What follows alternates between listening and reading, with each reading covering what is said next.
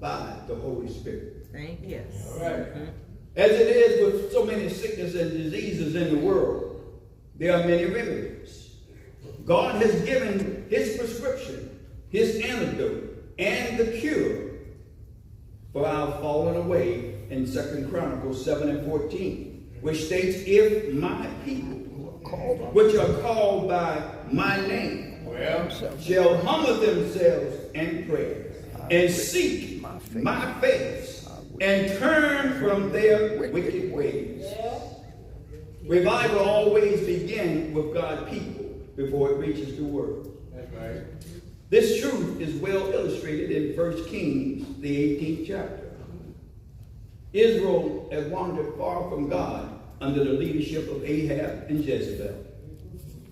Idolatry had replaced true worship, and a devastating drought covered the land.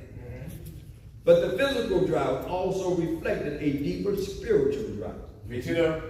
Whenever people reject God's word, spiritual famine follows. Yes, sir. In Amos 8:11, it declares that there would be a famine of hearing the word of the Lord. Understanding that they hear the word, but they were disobedient to the word. Amen? Yes, sir. Yes, sir. Every generation must guard against spiritual drought.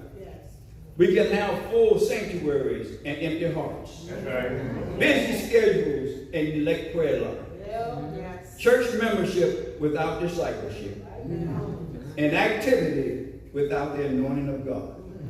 That is why God called up Elijah. Amen. Yes, he did. Standing before the nation at Mount Carmel, Elijah asked one of the most important questions in Scripture.